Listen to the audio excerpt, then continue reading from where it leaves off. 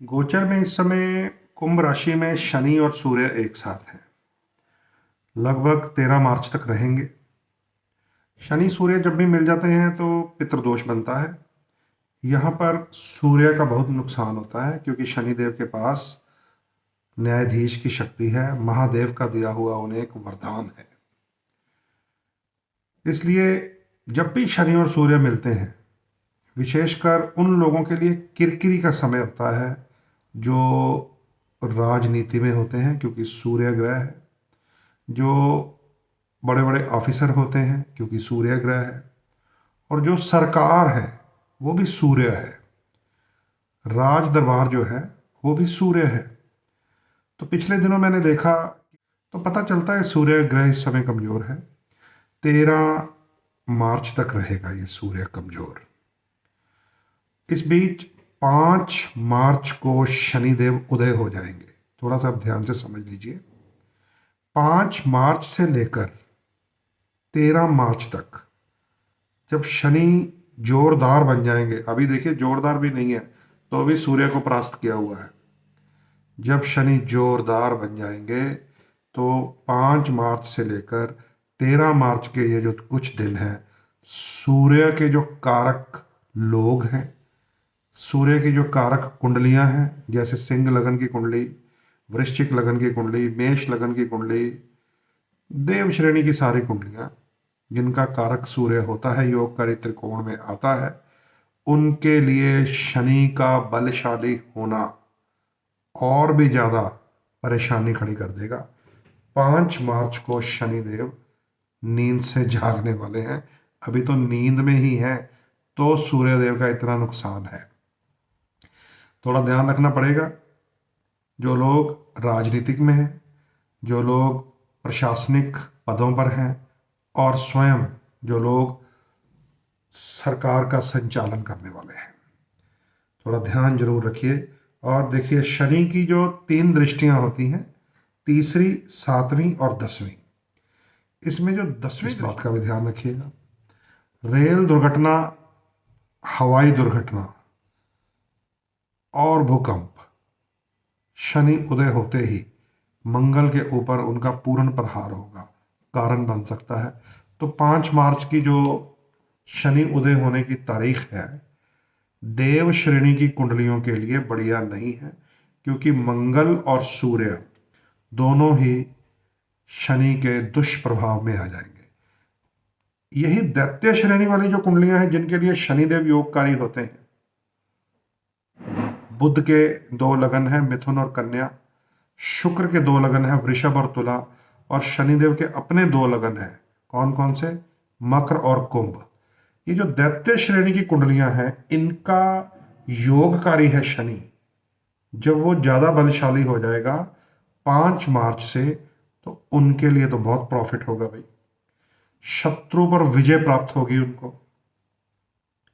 जितने भी परेशान करने वाले लोग हैं दैत्य श्रेणी को, उनके ऊपर उनकी जो धौंस बन जाएगी। तो रोग, शत्रु और कर्जे को कंट्रोल करने की स्थिति बन जाएगी। किनके लिए? दैत्य श्रेणी के लोगों के लिए, क्योंकि शनि उनका फ्रेंडली प्लैनेट है और 5 मार्च को उदय हो जाएगा। आजकल जो हाहाकार सी मची हुई है, उसको कहते हैं राहु और केतु त्रस्त होना, दुष्प्रभाव बढ़ जाना। ये राहु और केतु कब त्रस्त होते हैं मालूम है आपको? जब शनि वक्री हो या अस्त हो। तो क्योंकि शनि इस समय अस्त है, आंखें मूंदे हुए हैं, तो उनके जो शरारती चेले हैं राहु केतु, उनकी शरारत की कैपेसिटी बढ़ी हुई है। बस ये चीज है। तो ये 5 मार्च तक ये जो राहु और केतु की शरारतें परेशान कर रही हैं सारी दुनिया को, उसको वहन करना पड़ जाता है। सूर्य की शक्ति बड़ी कमजोर है। 5 मार्च से 13 मार्च तक अधिक कमजोर रहेगी। 5 मार्च को शनि उदय होंगे। दैत्य श्रेणी वालों का तो बहुत फायदा होगा, लेकिन देव श्रेणी वाले के 2 ग्रह सूर्य और मंगल दुष्प्रभाव में आ जाएंगे। थोड़ा ध्यान रखिएगा। अब जो देव श्रेणी के लोग हैं, उन्हें बचाव करने के लिए हनुमान जी की भक्ति करनी चाहिए।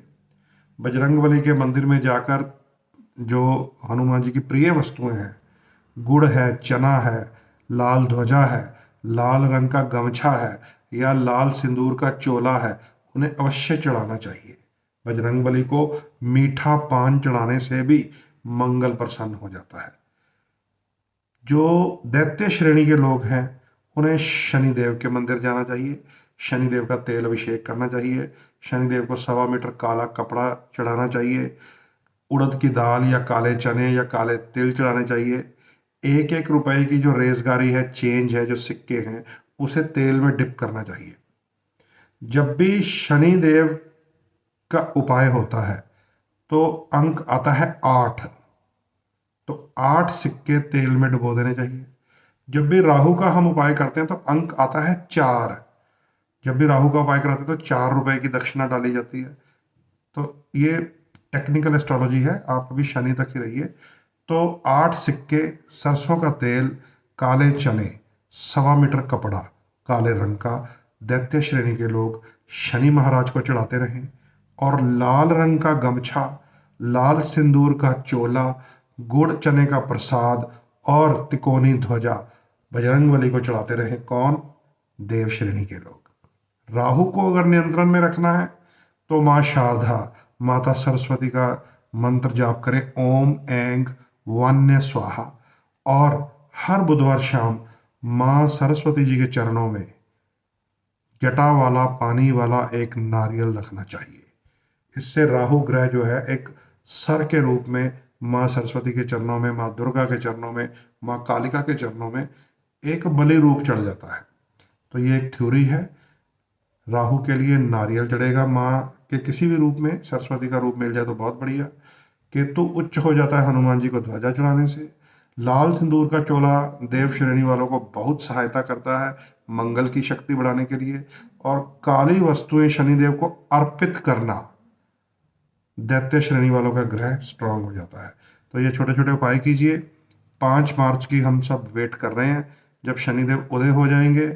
ये देव और दैत्य श्रेणी वालों की बातें एक तरफ छोड़ दें तो काम कारोबार में तरक्की शुरू हो जाएगी, क्योंकि शनि देव जुड़े हुए हैं लोहे से, चमड़े से, तेल से, कंस्ट्रक्शन से, केमिकल से, ऑयल से, वाइन से, शराब से, ट्रांसपोर्टेशन से, रबर गुड्स से, प्रॉपर्टी डीलिंग से, कंस्ट्रक्शन मकान से। तो ये क्योंकि उनकी कारक चीज़ें हैं, वो जब जाग जाएंगे, वो चाहे देव श्रेणी वाले लोग हों चाहे दैत्य श्रेणी वाले लोग हों, उनके लिए ये काम कारोबार शुरू हो जाएंगे। ठीक है, तो ईश्वर की ये माया है, ये रचना है, वो चलती रहेगी।